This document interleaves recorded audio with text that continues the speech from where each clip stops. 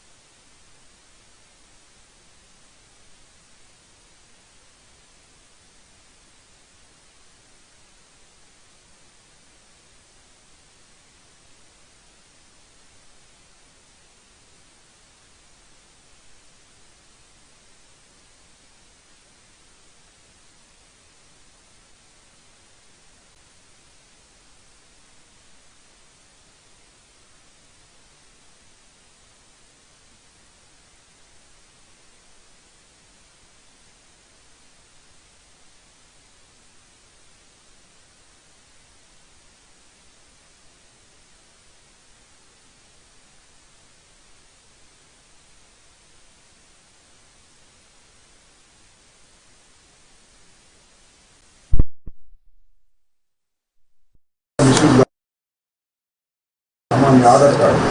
ఇది 11 లక్షల డీడీ, ఇది 9 లక్షల డీడీ, మొత్తం కలిసి 20 లక్షలు. మేము అందరూ వచ్చి ఇద్దాం అనుకున్నాం. రాజకీయం చేసి 40 మంది 50 మంది వచ్చి ఇవ్వడంతో నేను రాజకీయాలు. అందువల్ల నలుగురు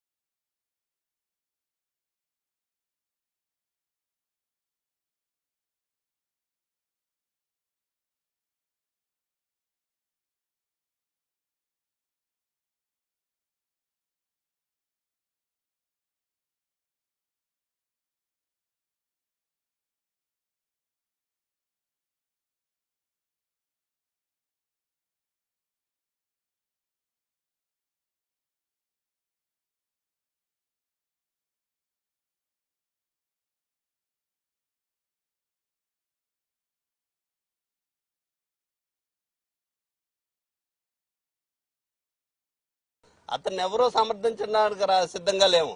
మీరు చంపేసినటువంటి విధానానికి వ్యతిరేకంగానే మీరు ఈ కేసుని ఇన్వెస్టిగేషన్ చేస్తున్నటువంటి విధానానికే మాత్రమే వ్యతిరేకం తప్పితే మేము చట్టపరమైనటువంటి న్యాయం జరగాలనేటువంటిదే మేమందరం అనుకునేది. ఆ కుటుంబానికి ఆ చనిపోయిన వ్యక్తిని ఎవరు తీసుకొచ్చేవారు, ప్రభుత్వాన్ని తీసుకురాదు, ఎవరు తీసుకురాలేరు, కోర్టులు కూడా తీసుకురాలేవు. కానీ ఇటువంటి దుర్మార్గంగా ప్రభుత్వాలు అనేటువంటిది ఒక మనిషిని తీసుకొచ్చి బూడి చేయటం అనేటువంటిది అతను ముద్దాయి అవ్వచ్చు, కాదని మేము అంటలేదు.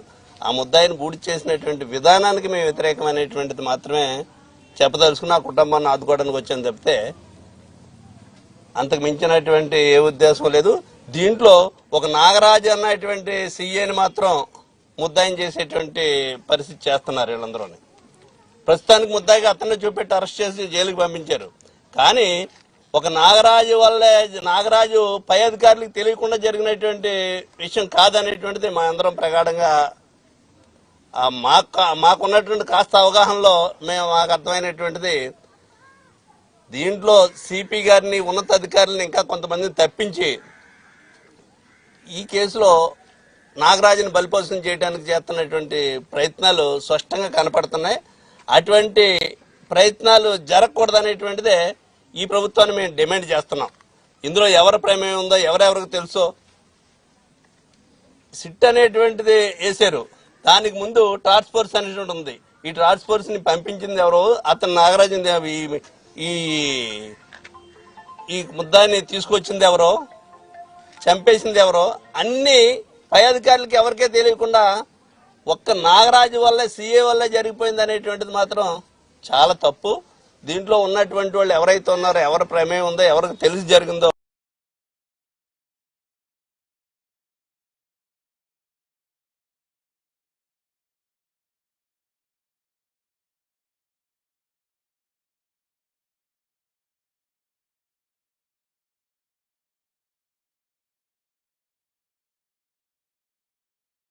దీంట్లో ఉన్నటువంటి వాళ్ళు ఎవరైతే ఉన్నారో, ఎవరి ప్రమేయం ఉందో, ఎవరికి తెలిసి జరిగిందో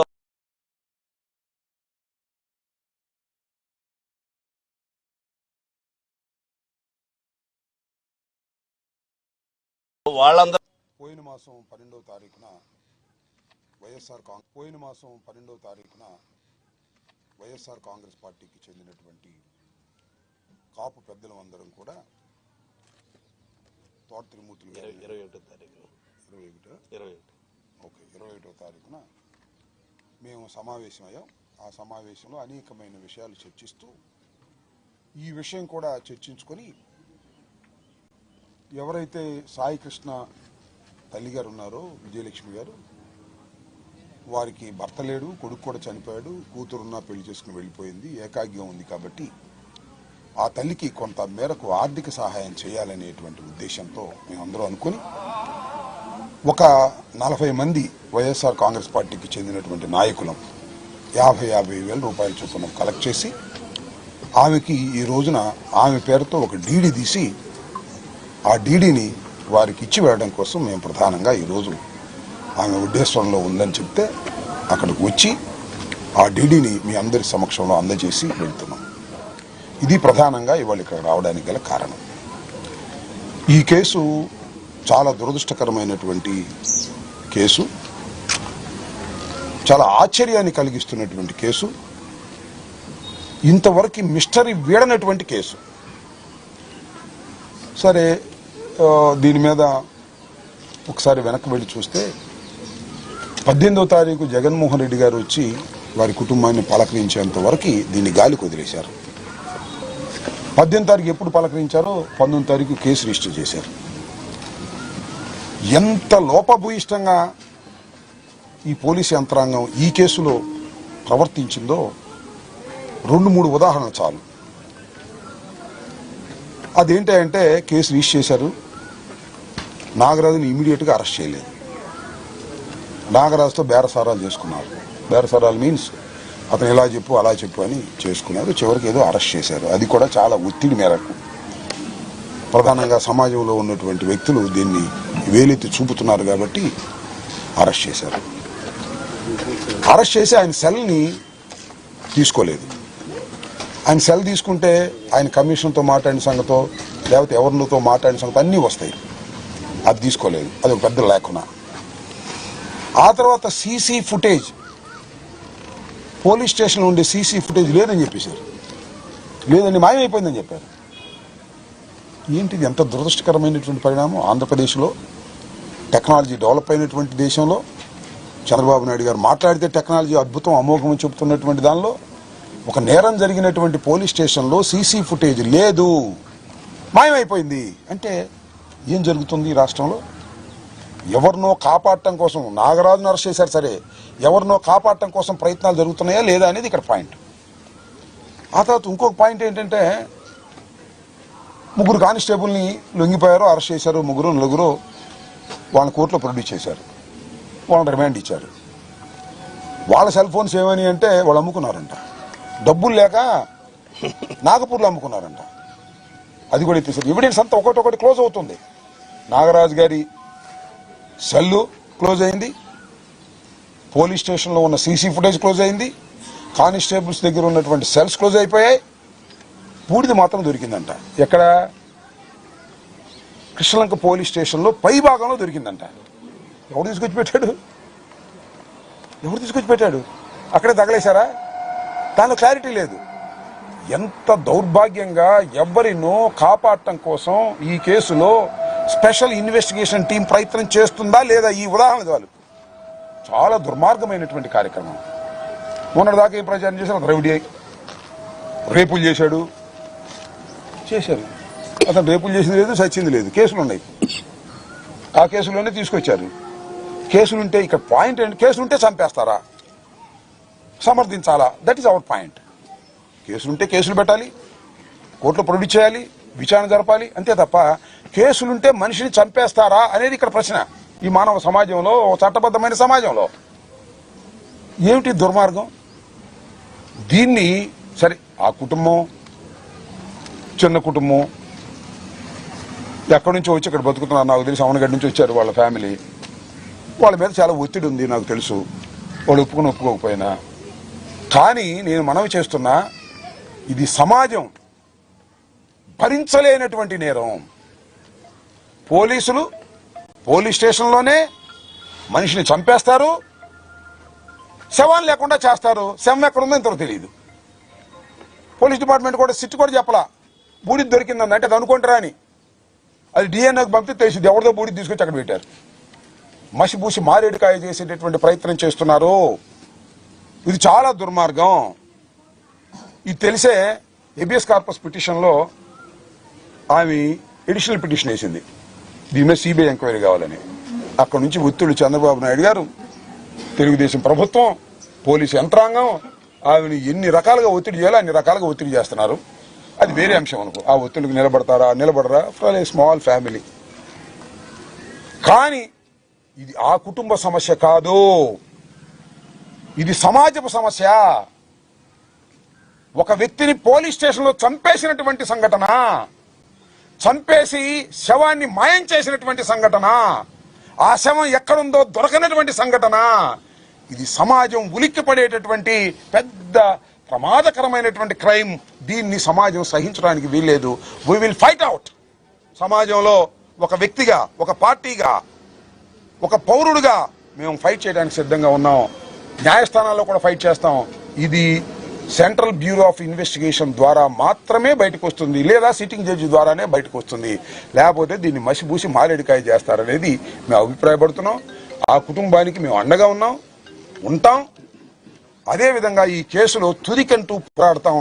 వాళ్ళు ఉన్నా లేకపోయినా మేము పోరాటానికి సిద్ధంగా ఉన్నాం. ఇది ఈ సమస్య సమాజపు సమస్య. పోలీసులు దారుణంగా మనుషులను చంపేస్తున్నటువంటి సమస్య, అన్యాయంగా కేసులు పెడుతున్న సమస్య. ఈ సమస్య మీద మేము ఖచ్చితంగా పోరాడతామని కూడా ఈ సందర్భంగా చెప్పదలుచుకున్నాం. ఓకే, ఇదిగో చూడు, ఇంకో మాట. అసలు ఎంతగా వక్రీకరించేటటువంటి ప్రయత్నం చేస్తారంటే, ఆంధ్రజ్యోతి పేపర్లో రాస్తారండి. ఎంత దుర్మార్గం నాకు అర్థం కాదా. ఎన్నో అనుమానాలు ఉంటాయి, ఎన్నో అనుమానాలు. దేని మీద? మలుపులు తిరుగుతున్న రౌడీ షీటర్ సాయికృష్ణ అదృశ్యం కేసు. ఏం మలుపులు తిరిగేది రౌడీ షీటర్ అంట, చచ్చిపోయాడు. వాళ్ళు ఎటు తిప్పుతాడు తిరుగుతుంది. ఆయన చచ్చిపోయాడు, బూడిదైపోయాడు. వాళ్ళు చెప్పే లెక్క ప్రకారం మేము చెప్పాం, వాళ్ళ కుటుంబం చెప్పింది. అప్పుడు ఒప్పుకోవాలా? ఏ ఫోటోలు రిలీజ్ చేస్తే దొంగ ఫోటోలు అన్నారు. తీసుకురండి బాబు అంటే బూడిద ఉంది అంటున్నారు. ఇవాళ బూడిద అక్కడ దొరికింది అంటున్నారు. ఏంటి మలుపులు తిరిగేది? మలుపులు తిరగటం ఒకటి. రౌడీ షీటర్ సాయి కృష్ణ అంటే ఫోకస్ చేస్తున్నారు. అబ్బో పెద్ద రౌడీ అండి, మామూలు రౌడీ కాదు. మన సినిమాలో చూస్తాం డాన్ లాగా. తినటానికి తినలేదురా మొగడ, వాళ్ళకి తినటానికి తినలేదు వాళ్ళ అమ్మకి. వాడు ఎక్కడికి వెళ్ళి పేపర్ బాయ్గా పనిచేస్తున్నాడు. రౌడీ షీటర్ అంట, డాన్ అంట, హత్యలు చేశాడంట, పేదగా చూపించేస్తున్నారు. అంటే చంపడం కరెక్ట్ అని చెప్పేటటువంటి ప్రయత్నం చేస్తున్నారు. ఆంధ్రజ్యోతి, ఈనాడు, ఎల్లో మీడియా మొత్తం. ఇంత దుర్మార్గం ఇది. మీరు చచ్చిపోయిన వాడికి అండగా ఉండండి. ఒక క్రైమ్ జరిగింది, దారుణమైన క్రైము. ఆ క్రైమ్ని బయటకు తీసుకురావాల్సింది పోయి దాన్ని కప్పిపుచ్చేటటువంటి ప్రయత్నం చేస్తున్నారు. దీన్ని ఎవ్వరూ సహించకూడదు. పార్టీలకు అతీతంగా కూడా మరిన్ని కథనాల కోసం సబ్స్క్రైబ్ చేసుకోండి మీ అక్షర శిల్పం. పూర్తి వివరాలకు చదవండి రేపటి అక్షర శిల్పం దినపత్రికలో.